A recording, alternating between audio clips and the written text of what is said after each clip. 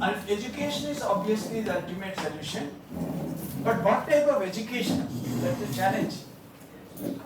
So, what we are giving, definitely that's necessary.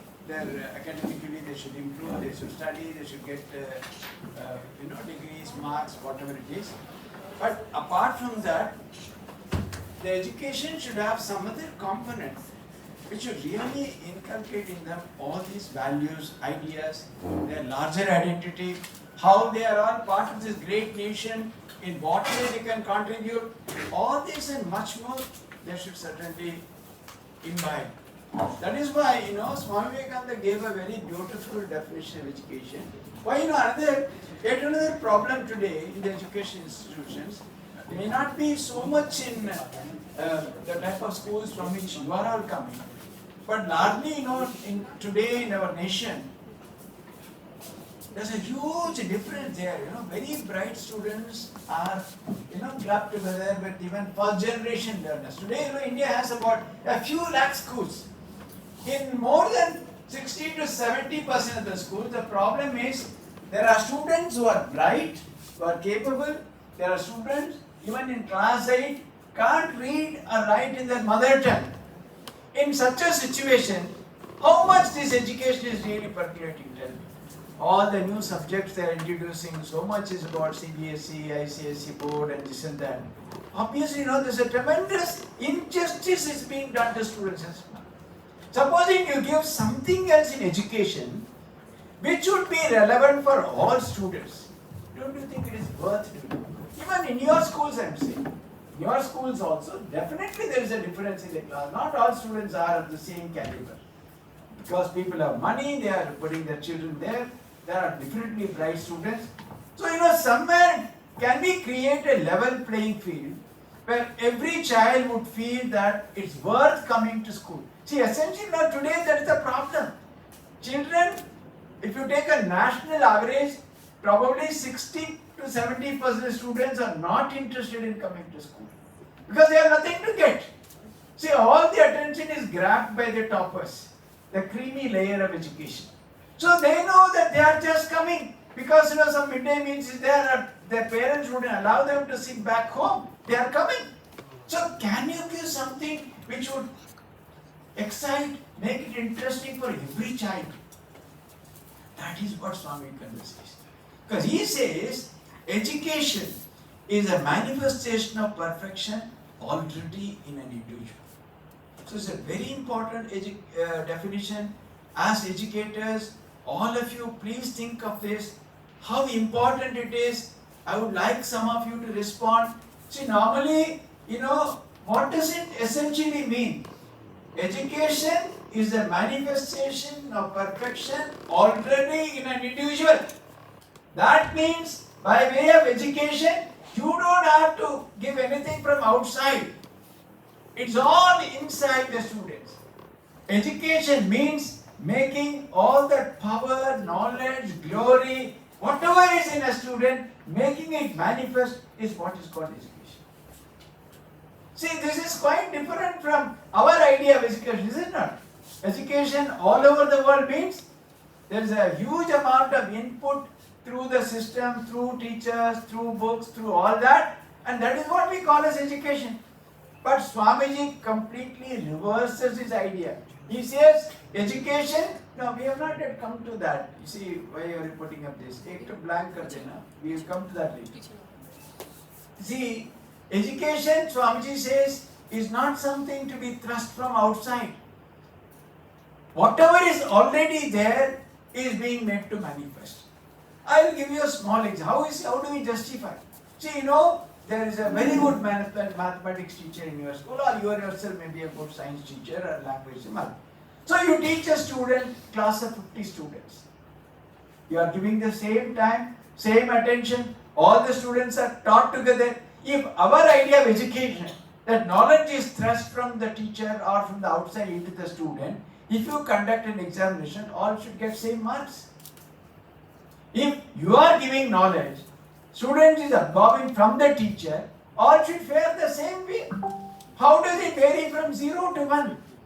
This clearly validates Swamiji's idea all knowledge, power, glory is inside.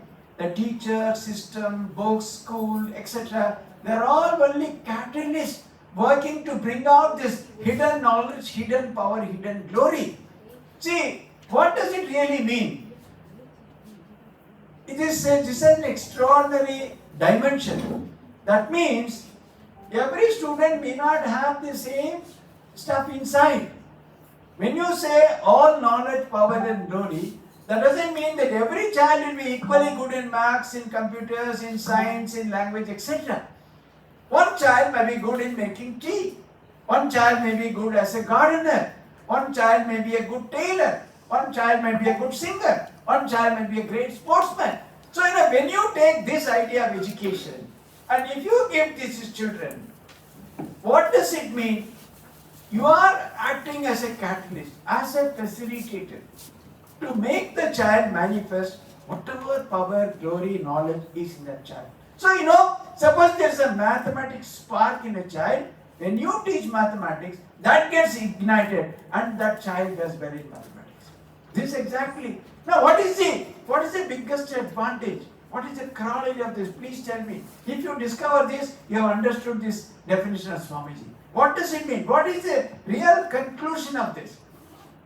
When I say that, whenever all power, knowledge, glory is in a child, if you make it manifest, that is how you turn out great Ramanujams, great Einsteins, great others. What is the corollary of this definition? What does it really mean? What does it really mean? Please, if you understand this one idea, if you impart this one idea in your school, it will be a top class school, I tell you. Every child going out of a school would go fully satisfied, happy, with head held high. What is that one idea? Yes. Can try. Yeah, please. It may be bringing out best. Yeah. Whatever child Yes. has inside. Yes. That definitely that's a good idea. It may be different for different students. Yeah. What is the any? Yes, please. Yeah. Not every child is the same and we need to facilitate what's... Excellent. Not every child is same. Each child has to be facilitated. Yes. Swamiji, I'll give an example what you have said right now. I have also learned it in this way. While a sculpture was asked, which is your best creation? How you made these creations so beautiful and which is your best creation? He said, all these stones are same. I only carved out the extra dust out of it because inside everything is same. So what you have said, I can correlate this story with that. Excellent. Thank you so much. But what is the main takeaway? What is the main takeaway in this? Please listen here. Remember, yes. I just want to say, if it comes from inside, if I am ready to learn, the books emerges, that's it. Oh If yes, it comes excellent. from inside, From automatically inside. it will convert into a passion. Definitely. Whatever I do, I'll work towards the perfection. Yes. To find out the inner interest of the child. Yes. That is a great job which each education has to do. But essentially, the biggest takeaway from this definition is each child is unique. Each child is unique. No child is a pushover. The child might get 0 out of 100 in all the academic subjects. Still the child is unique, extraordinary. Can you believe? Please remember, that is what would make you an extraordinary principal. Your child in class, whichever class, might get 0 in all subjects. Can you still believe that child is unique, has something extraordinary? Please cultivate this idea. Each child is unique. Your school will be extraordinary. All these are all not my words. They are all from Swami Vivekananda. When he says all power, knowledge, glory is in every child, this is the derivation, this is the corollary, this is the takeaway. So if you can consider in all schools, if each child is given that kind of an importance, if each child is viewed as unique and extraordinary, the entire ambience, the atmosphere of every school would change. Students would love coming to school, would love interacting with teachers, would love meeting you. Then only the schools would change, not otherwise. All seen and celebrated kids. Yes, that is how it is. Now go next. So so Swami Vivekananda says, what should education essentially give? Now how does it happen? See this idea. See even if you go and tell students that you are very, again you go back. See, even if you tell all students, oh, you are unique, you are extraordinary, you are this, they will see that, अरे ये तो मजाक उड़ा रहे हैं. मैं तो जानता हूँ मैं बुद्ध हूँ, कुछ नहीं मिल रहा है मेरा, 0 मिल रहा है, प्रिंसिपल बोल रहे हैं तुम बढ़िया है. Then they will not believe. Even you will find it difficult to believe unless you think deeply. This will not really sink in. That's why Swamiji says one of the greatest ideas or foundation of education is Atma Shraddha or self-belief. Can you give this one idea to your students? Your job is done. Everything they can take online. They don't have to come to school at all.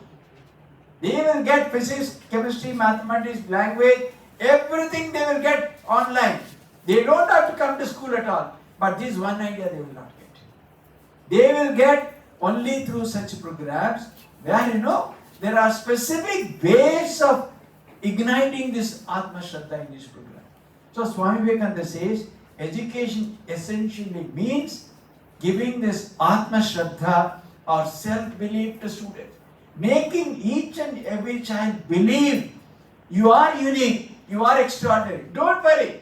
You will find that even the last bench student, they would also improve academically once this idea gets into them. All their idea that I am nobody, I am a pushover, I am useless, I am ignorant, I am a dullard, all that ideas would vanish the moment they accept this idea. I am unique, I am no less than the class topper. You see, I tell you one example. Supposing when you come to the class, supposing you find that somehow the days the sweeper has missed sweeping the classroom or whatever it is, there is dust and this and that. Supposing you say that you enter the class, whom do you think would come to clean it? Not the toppers. They will be busy even then doing something. The last benches, the neglected students who are not cared for, they will come and sweep. Because everyone wants an identity, some recognition, They know this is the way I would get a recognition. So, Swamiji says the most important part of education is to instill Atma Shraddha, a sense of self-belief in students. Our program is full of such explorations where students really develop or awaken this Atma Shraddha within them. Then two other ideas Swamiji says, then I will run through some of the slides. He says education should be in such a way that children are able to stand on their own when they grow up. Standing on one's own feet. Not necessarily that means becoming an engineer or a doctor or anything. Do you know that if you take statistics across the world, many of the engineers occupying top position were not toppers in their engineering college. They were engineering graduates, all right. They were not toppers. So academic brilliance, academic topping the class, etc. has not much to do with how do you really succeed in life ultimately. So education, can it make the children when they grow up stand on their own feet? Another, he says, we should help them face the challenges of life. See the extraordinary vision of Swamiji, the important components he brings to education. In all our syllabus, boards, everywhere, these are all not discussed. He says, can education prepare the students to face the challenges of life? Then there won't be suicides after NEET exam. There won't be suicides after class 12 board exam results. Because we have not prepared them to face the challenges of life. They think that one exam failure once is everything. Why? There are hundreds of openings, hundreds of opportunities. But we have not given them that Atma Shraddha. We have not given them the idea how to stand on their own feet, how to face challenges of life. So important. Please, for God's sake, listen. Try to see. This is something very extraordinary we are trying to give. It's not ours. We have taken from Swamiji. Please go through the program today, and I'm sure all of your schools will become very, very different places with different atmosphere. Because you are taking bright students, good students, you are charging substantial fees, they are getting these, that, so many extracurricular activities. But the essential thing we are not giving. What is really essential for every student, good student, mediocre student, bright, not so bright, dull, everybody needs all this. So next, what we are saying, what is the traditional view? We think that all these things have to be, thrust inside. Biological being needs to be trained, civilized, inculcated and all that. Here it says, essentially it's all intrinsically there. We only have to awaken. That is our idea, the human possibilities idea, which is at the center stage of our program. Next slide. So, what is the new vision of education we are talking about? See, this is basically I have given you what are the ideas. But then how do we give it to the children? In a language which the children are able to understand. So we thought of one way, there can be other ways also, but the ideas are this. So what we did was, if you think that perfection, the perfection we have kind of converted into what are called possibilities. If you are perfect, these are the possibilities within you. We divided them into 3 categories, what are called universal possibilities, meaning thereby these are all present in everybody, namely being heroic, being a truth seeker, being one full of Shraddha, seeking perfection, living in harmony, expanding oneself.